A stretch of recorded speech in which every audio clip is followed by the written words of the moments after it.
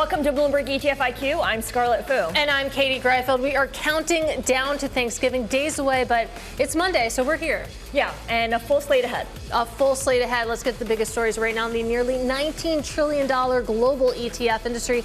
Tech stocks fueling the rise in equities as traders look ahead to the start of a short but data-packed week. Plus, we speak to Holly Framsted of Capital Group on the growing demand for active ETFs. And my interview with the CEO of State Street Investment Management on what dual share classes could look like for the asset management industry if approved. All that and more coming up. But as always, Eric Balchunas from Bloomberg Intelligence. He's here with us now, and he's looking at these flows. Eric, what do you got? Katie, Scarlett, thank you very much. We have a flowathon on our hands. Even though last week was kind of shaky, money is just pouring into ETFs. All told, $42 billion in the last week. That's $8 billion a pace. That's double the pace of the year. We're now at over $1.2 trillion year to date, which is $100 billion beyond last year's record with, 5 weeks to spare? So again, gangbusters. Vanguard leading the way. VU, 7.6, that's a lot. VU is now $120 billion on the year. It's also into record territory for one ETF. And Vanguard, the company, by the way, is now $350 billion on the year. That also is a record already. So multiple records will be broken by double-digit percentage points, we think, across the board. Here you have SPY. So you have the Vanguardians here and the traders here. That's a good sign when you have both them at the party. This is a value ETF, more S&P here. Now, this is cash, and I want to go over that in a minute. So just hold that thought. Let's look at the outflows. Not totally bullish here. You've still got some Qs outflows and IWM. Interesting qual. Qual was a BlackRock model rotation, which Katie covered, that goes from quality into momentum. So that's, in case you guys follow the BlackRock models, that's what they're doing. IBIT, $1 billion out. That said, all told, Bitcoin ETF holders have only moved 4% of assets out. So 96% hanging tough. We think some of them are buying puts rather than leaving, but pretty shaky in Bitcoin land right now. We'll see what happens there. Now let's look at the outflows, not the outflows, but the inflows to cash, okay? So we see SGOV is a cash-like ETF, but here's real cash. This is money market mutual funds. People like these because the NAV is fixed at $1 and you get 4% yield. Look at how much they've grown. This is about 4.5 trillion here. This is when the Fed raised rates, when these became way more attractive, right? 4%. Look at this, $7.5 trillion. That's $140 billion in October. And this year, $700 billion into money market mutual funds. So, Katie, money market mutual funds are almost like half of the whole ETF industry. Doesn't get much press because they're boring, but this is major. And this is money, quote, on the sidelines. If the Fed lowers rates, it could be in play for equities, but we'll see. That's a little too soon to speculate, but definitely something to watch. Absolutely, Eric. Thank you. Let's keep this conversation going now with Holly Framsted. She is head of global product strategy and development over at Capital Group. Holly, great to have you with us. And I want to start with where Eric left off, just this insatiable desire for cash in the form of money market funds. You, of course, at Capital Group, one of the largest active ETF managers out there in the industry. How do you break the addiction to cash and get more of these investors happy to funnel their money there coming into Capital Group's products? Well, thank you so much for having me today, Katie. And we're incredibly proud of the growth that we've seen since launching almost 4 years ago in the active ETF space. We have more than we just crossed $100 billion in assets under management, and that really is on the heels of investors looking for high quality active management. So as we head into a market environment where potentially you see inflation come down, if rates were to fall, we think that could be further impetus for investors to put money in the market. When investors do put money in the market, of course, all the excitement is over active fixed income ETFs and active funds overall. But is that the marginal dollar going into active? I mean, is most of what investors are putting into ETFs still passive? Well, when you think about percentage change, Scarlett, I think what we're seeing is stronger preference for active management in the ETF vehicle than you would expect based on assets under management. 35% of flows year to date are going to active ETFs. And that's a formidable number when you think about the total percentage of AUM being much lower than that. Again, I think it's as investors are putting every next dollar to work, thinking about rotating their portfolio, increasingly they're choosing active over passive. And we've seen that in particular in the U.S. equity marketplace, where markets are broadening and active in funds like CGDV, as an example, are really having an opportunity to shine and show their value. Holly, let's just talk about what's on investors' minds. This AI bubble, Obviously, Mag 7, they've had a great run. People are still piling in, as you can see. That said, valuations seem a little stretched. Your Growth Fund of America and many of your ETFs are active. You have to hold equities. So you've got NVIDIA, Microsoft, and a lot of the top spots. What do you say to people who are nervous to hang in there at this time? Well, when we think about investing in the markets, we're really focusing on casting a wide net. So if we take, again, CGDV, the Capital Group Dividend Value ETF, as an example here, we hold just about 21% in Mag 7 stocks versus roughly 37% in the S&P.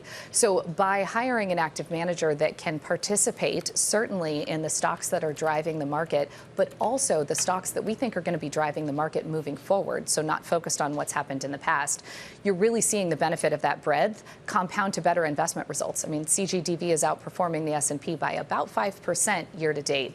And so we think that is breadth at work. And I want to talk about the different wrappers that you offer because, of course, you're a global head of product strategy. So you look over a universe that includes more than just ETFs.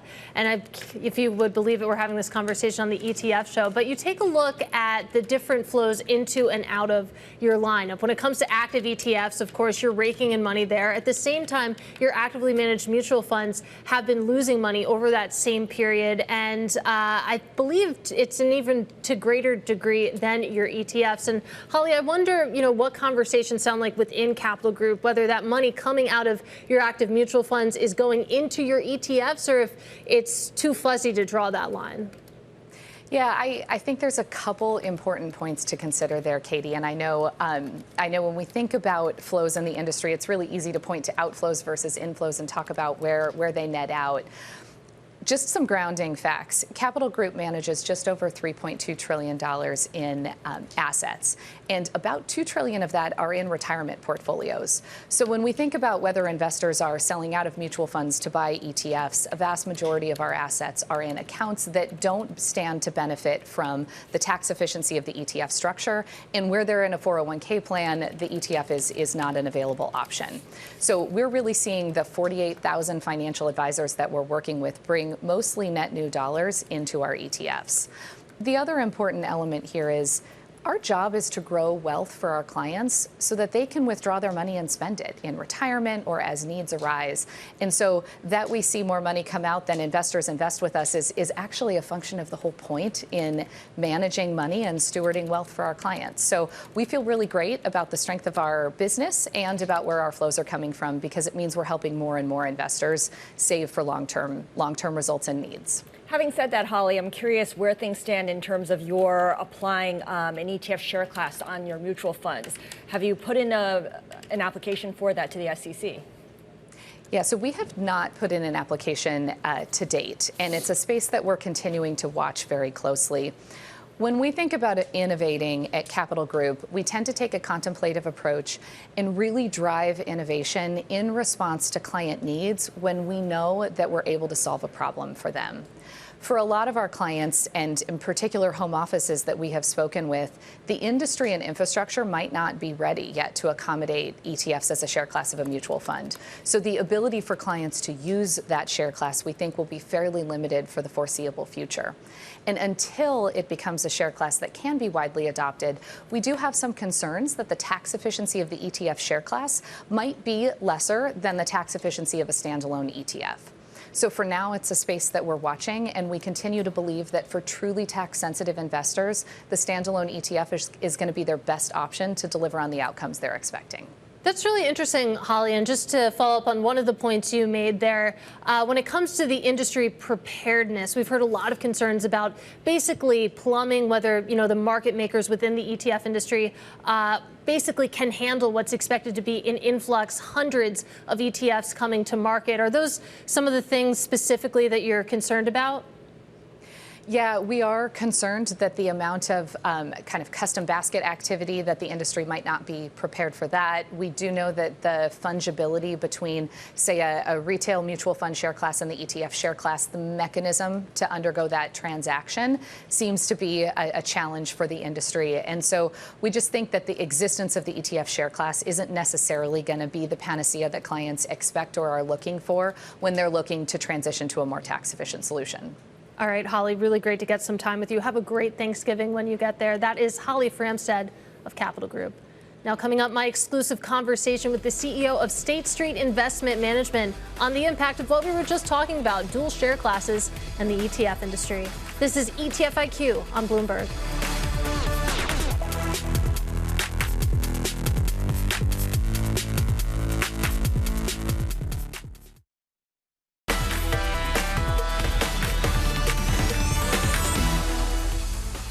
Welcome back to Bloomberg ETF IQ. I'm Katie Greifeld. State Street, one of the big players in the space. And I sat down exclusively with the CEO of State Street Investment Management to discuss the future of the industry and their place specifically in the retirement arena. And what we're seeing is just a continuum of cash, if you will, right? Short-term deposits and money market funds to short duration and the like. And we do see some argument for extending maturity slightly in the short and intermediate term of the curve. At the moment, credit spreads are incredibly tight, investment grade and high yield. And so moving along that sort of treasury spectrum, we think is warranted. But again, it's not the same as a lot of cash moving into the market. And of course, State Street Investment Management, the first out of the gate with a private credit ETF. And I want to talk about retail demand for private assets more generally, because you think about the turbulence that we've seen in the past couple weeks, of course, when it comes to private credit, when it comes to, for example, cockroaches and Blue Owl's pooled fund merger. Has that dampened at all retail enthusiasm to get access to some of these private strategies? I think from where we sit, we continue to see investment discipline in the private credit arena. Defaults may be rising slightly, but from a very low base. And some of the big profile ones we think are more idiosyncratic. And at the same time, there's a secular long-term trend of the private markets providing credit capability and availability, given that the banks are more limited. And so the liquidity aspect, the income aspect of private credit, we see continuing to be in demand by retail investors. One area that we're focused on is in the defined contribution arena. We're one of the largest USDC managers, and we've been first to market to introduce a target date fund with a 10% allocation across private equity, private credit, and real estate. And we think it makes sense for individual investors to really participate in this part of the market that is showing tremendous value creation, yet they don't have easy access. And Yie-Hsin, we only have a couple minutes left. I have to ask you about ETFs. That's, of course, the sandbox that I play in the most. And what's interesting is you think about share classes. Dimensional Fund Advisors, for example, last week finally got the green light from the SEC to launch ETF share classes of existing mutual funds. I know that State Street Investment Management has basically asked for the reverse, to launch mutual fund share classes of existing ETFs. Given that approval hasn't been issued yet, let's just talk about what dual share classes, if improved en masse, could mean for the asset management industry and what it could look like 5 years from now when we finally get up to speed here. Well, for the most part, asset managers are looking to issue ETF share classes off of their mutual funds. And investors will benefit because they won't have two separate vehicles, but they'll enjoy the scale and size and the cost efficiencies with a single asset base. We're a little different. We're a very substantial ETF player. We're also very significant in the retirement arena. And we're excited to be launching mutual fund share classes off of our ETFs, which are already very low cost, very efficient. And by virtue of the ETF structure, we lower transaction costs. And we think that'll be a substantial benefit to so many retirees.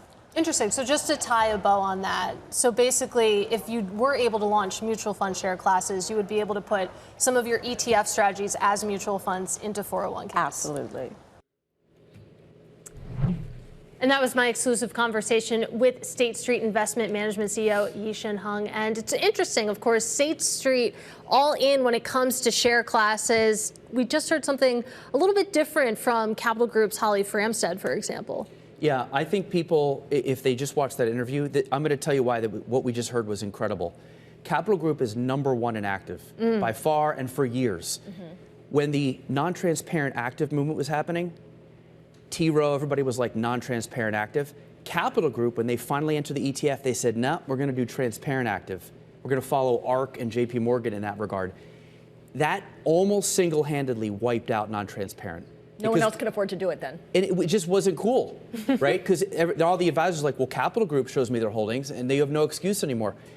The leaders are important here, and this is really interesting that they just sort of dumped on this whole thing. Well, that raises a question. How many of these firms have filed for an ETF share class of their mutual funds? Yeah, I mean, a ton of them, right? Around 80. Like everybody, everyone has gone except into Capital that. Group, pretty much. Yeah. It's Maybe others interesting. now. I also think they might be worried that the mutual fund class people will convert to the ETF and it makes less money. There could be a business reason behind this, too. I'm sure there is. There always is. There always is, yeah. All right, well, watch this space because you'll be covering it and you'll be writing about it in your ETF IQ newsletter. Absolutely, and we'll be talking about it ad nauseum on ETF IQ. All right, still ahead on ETF IQ, we speak to Brad Lamensdorf on his short stock fund. More on that one next.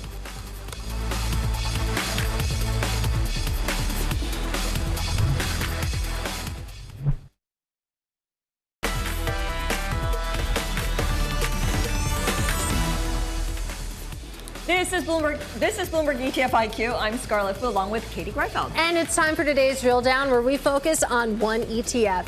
Eric, what do you got? Katie, today we have a legend. It's not the most well-known, but any analyst knows about this ETF. The Advisor Shares Ranger Equity Bear ETF. It's been around since 2011, and to be a bearish ETF and survive that bull market, you got to be a real survivor. And that's why it only has 73 million, but pretty good considering that in the environment's been tough. What does this do? This is an ex-hedge fund manager who actively looks for stinky stocks and shorts them. That's really it's the opposite of a stock picker. It's a stock shorter. Let's look at what it's currently short, and it's 100% short. So when the market does go down, this thing really goes up a lot. Problem is the market doesn't go down a lot. You can see some of the stocks it has short here, Bath & Body Works, Braze, Spotify, Caesars. So those are Urban Outfitters, Philly local. Anyway, we'll ask about that. And you can see here, this ETF, we look at the performance of this. It's interesting because it doesn't have the vol drag that you get with an inverse or double leverage inverse, because it's just long, short, if you will. And so you can see it's actually up 6% this year, which is interesting. Now, of course, it's less than the market because it's short, but look at the one-time inverse ETF. So this one, I think, because it doesn't have the weird vol drag you get with derivatives and daily resetting, it actually is a little better if you are looking to short the market, Katie. But again, this market is hard to short. All right, I'll pick it up from here, Eric. Thank you so much. And joining us now to talk about this ETF, HDGE, is Brad Lamensdorf, who co-manages the fund. So you're definitely getting some opportunity in November, given the S&P 500's down 2% so far this month. What's your highest conviction short in this fund? So the names that we have that are involved with ABS, so car credit, are really one of our standout areas. We have been short CarMax all year. We've now covered that, and we've kind of spread it to some of the other participants within inside of that sector. But we really do feel like ABS credit now, the default rate is higher than it was in 08. And we think there's a lot of trouble coming there. So this is a fascinating fund. I take a look at your portfolio. You hold between 60 to 70 positions. Just how active are you? What does turnover look like? What is your average holding period? Our average holding period is definitely less than 4 quarters. We know pretty quickly if we're wrong. And we're very good technicians as well, which probably is half the battle. We don't let our stocks run. We know exactly what momentum looks like, so we shy away from that in highly shorted names. But we tend to like names that are somehow pulling forward their business through accounting shenanigans. Interesting that you say that, because a lot of people think, oh, I'm going to go short the market. I'm going to short the Mag 7. That's because they're so stretched. You are really going much deeper into many things. Now, since I mentioned Urban Outfitters, they're a Philly headquartered fund. I see I jog past the headquarters sometimes. Anyway, what about them particularly? So obviously the Mag 7, and why not short the Mag 7? Like, why an Urban Outfitters and why not, say, like an Apple or Google? Well, because we have a specific type of setup that we have where we're created screens over many years where we're looking for specific type of characteristics that we know makes companies vulnerable. pulling forward earnings. In CarMax's situation, they had a very large finance department where they were self-funding a lot of their sales, which they would have not normally have gotten to had. We've been short a lot of the cable companies this year. Clearly, in a downtrend, very, very difficult for them to get out. A lot of CapEx, a lot of new technology coming. So we really need to see some type of catalyst, and we're not shorting something for it to go down 10%. We look for something that's going to go down 30 to 50%. So it has to have that vulnerability. Eric was showing us the comps earlier and comparing it to the one-time inverse, and those are not buy and hold products. Those are like maybe intraday trading products. Is yours a long-term hold product? Yes, it actually is. We designed it back after the 08 crisis. We saw the problems that were occurring in the ETF space, and this active exemption that we were able to, gravitate to was fantastic because, as you know, an active ETF marks with an NAV at the end of every day, so we don't have the compounding issue, and we're literally short stock. So, for instance, right now the market's a little oversold. We've cut back. We're about 20% cash right now. So we can move around, and we are very active. And you asked me what our turnover was. I believe it's somewhere in the 500 to 800% range. And Brad, we have less than a minute left here, but I want to go back to a point that Eric was making, that you've been around since 2011. It has been hard to short this market. So just walk us through that lived experience over the past, 14 years or so. So I actually started this type of portfolio when I worked for the Bass Brothers. We were managing a very large position in the Disney Corporation, and then we always had internal hedges against it. So I had run this program in the 90s. We moved from a limited partnership that we were running from 07 to 2010 into this ETF. So that's how it kind of came about. So. All right, Brad, such an interesting conversation. Really appreciate you making the time. Sure. That is Brad Lamensdorf. He is co-portfolio manager of the HDGE ETF. And as a reminder, if any of the companies that Brad mentioned wants their CEO to come on Bloomberg Television to respond, they would be more than welcome here. And you can read all about this drill down, plus the latest in the ETF industry, when you subscribe to my weekly ETF IQ newsletter. That is Bloomberg.com/ETF IQ newsletter. It's a really easy sign-up process. But that does it for Bloomberg ETF IQ, the television show. I'm Katie Greifeld, along with Scarlett Fu and Eric Balchunas, and this is Bloomberg.